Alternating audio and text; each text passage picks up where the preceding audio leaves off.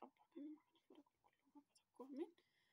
Ishi nagaa fararri jaalalli waaqayyoo isiniif haa baay'atu. Hordoftoota chaanaalii kiyya hordoftoota chaanaalii YouTube akkam jirtu nagaa keessanii hannagaa kooti galata waaqayyoo jiran isiniin jedha. Arra viidiyoodhaan dhufeen jira jechuudha. Viidiyoodhaan fagaadheera yoo ta'e natti fakkaata viidiyoo dhufu eeggannise tureera jechuudha.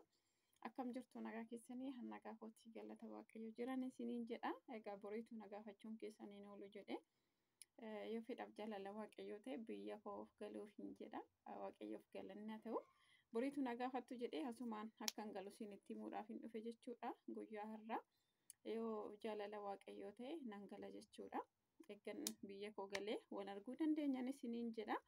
Anillee amma galuudhaaf miti ji'a tokko naafa ture. Xixiqqoo ishee tikeetiin as siqee waan naa citeef malee aniyyuu achitti eegaan ture garuu kanaaf kanumatti iyyuu haaraa ta'ee ture isiniin jedha.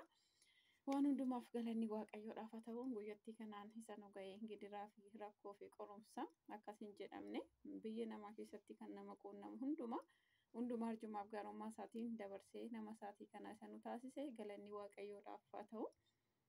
Guyyaa kana ga'uu jechuun bakka dhugaa dubbachuudhaaf yaadachuudhuma isaa dubbachuudhumti isaa hin danda'amu baay'ee namatti ulfaata jechuudha. Maaliif wantoota dabarsitan wantoota ilaaltan wantoota jiru hundumaa keessatti biyya ormaa yookaan mana namaa jiraattee dabarsitee yoo nageesse guyyaa kana geessa jechuun galata waaqayyoodhaaf galchuu qabna galanni waaqayyoodhaaf haa ta'u. An akka kootti baay'een gammada namni nagaa isaa tahee eegamee tikfamee biyya isaa ga'e jechuun wanta amanamu miti jechuudha dhugaa maaliif xiqqoo ishee yeroon keenya ulfaataadha jechuudha. Egaa namni akkatti ba'u beeka malee akkatti galuu hin beeku. Galanni waaqayyoodhaaf haa ta'u waaqayyo arjummaa isaatiin hundumaa dabarsee immoo hayyama isaatiin gara biyya keenyatti akka deebinu nu taasise. Akkasuma abbaan keenya nagaan eegee akka nu tiksu hundumti keessan immoo kadhannaa keessaniin na yaadadhaan isiniin jedha.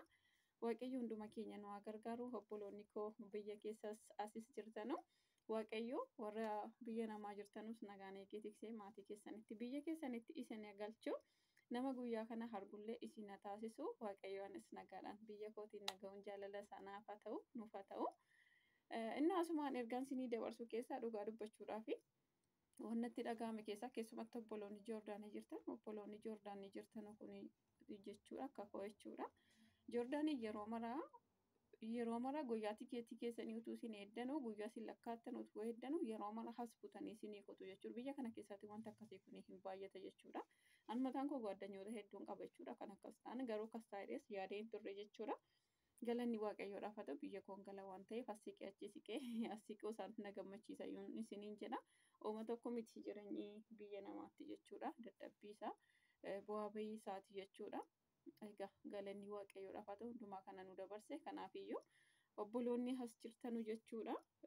Daddafaatii qophaa'aa jechuudha. Daddafaatii waan isin barbaachisuuf haa bitadhaa jechuudha. Biyaansi namni uffatuyyuu asii meeshaa bituu baate uffanni inni uffatuyyuu baay'ee isa barbaachisa waan ta'eedhaaf safaraa qophaa'aa ta'a. Amala jaraa keessatti jarri waan diqquma fuudhanii gara biyyaa isin gashuu tikeetii asin jalaa butu jechuudha. Inni kun asumaan ergaa kooti jechuudha. Waan na quunnameef jechuudha. Galata waaqayyoo ani ittiin gammadan isiniin jedha. Waaqayyo immoo asis ta'u achis ta'u waan isin yaaddan tokkoyyuu isiniin hanqisu waaqayyo isiniif xumura galanni waaqayyoodhaaf haa ta'u. Kanaafiyyuu gabaabumatti gara biyya koo galuudhaaf ani waan nan taheedhaaf jechuudha. Yoo fedhaaf jaalala waaqayyoo ta'e immoo eeggan biyya koo gahee yeroon galu isinitti himuu hin danda'a isin beeksisuu hin danda'a biyya koo akka nagaadhaan gales jechuudha.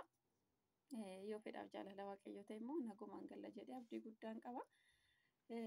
Sana booddee wajjiniin deebina amma onatti obboloonni keessaanis karuma hundaan dhala jabeessaa turtan hundumti keessanii waaqayyo sinaa eebbisu waaqayyo sinaa kabaju ulfaadha. Bakka isin jirtan hundumatti obboloota koo hunduma keessan waaqayyoo fi sina eegu mana namaa keessattiin isina tiksu.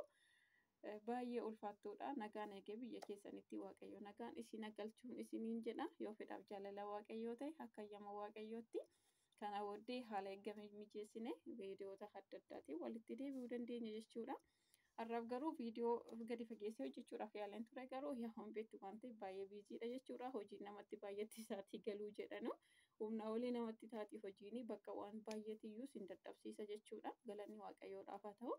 Kan ammoo hojjechuun namatti hin ulfaatu keessaa ba'amaa jira wanta ta'eedhaaf isiniin jedha. Kanaafiyyuu obboloota koo jabaadhaa waaqayyo isin faana ta'u waaqayyo bakka jirtan hundumatti isin eeguu fi isin tiksu bakka akkuma shoortii viidiyoon isin hojjedha isin dheeresuu hin danda'u viidiyoo hojjechuudha kanayyuu akkuma nama ergaa wayii dhaquun iyyuu isin waraabaa jira jechuudha dhokadhee dhugaa dubbachuuf biiziin ta'e jechuudha baay'ee tokkoon hojiidhaan qabame hojiidhaan hin muddame obboloonni biyya namaa jirtan hundi keessanuu beektu isinitti himamuu hin danda'amu. Kanaaf iyyuu gabaabumatti waaqayyoodhaaf galanna ta'u obboloonni koonaaf jiraadhaa jabaadhaa waaqayyo sana eeguu fi isin tiksu nagaanaaf ta'a. Viidiyoo itti aanuunis immoo akka nagaa naannofne walitti deebinu waaqayyo gooftaan hunduma keenya nu haa gargaaru galanni waaqayyoof immoo isa siin nu ta'e haa ta'u jechuudha. Baay'een gammada jechuudha dhugaa basuma walitti waaqayyoof galanna ta'u dhugaan isiniin jedha guyyaa kana arguun anaa fi akkasilee waan hin dubbadhu miti kanaaf iyyuu jabaadhaa hundumti keessan guyyattii kana argitanii nagaa taatanii eegamtanii biyya keessan maatii keessanitti akka galtanuuf waaqayyo irraa abdiin qaba jechuudha bakka jirtanutti kadhannaa keessaniin jabaadhaa waaqayyo hunduu ni danda'ama kan hundumaatti nama gargaaru nama dabarsu nama ceesisu waaqayyoodha garuu waaqayyo akka kanas nama gargaaruuf immoo ofii waaqayyo wajjin ta'uudha jireenya ofii waaqayyoon dursisiisanii jabaachuudhaan isiniin jedha wanti hin dhufne wanti hin gaabne hin jiru.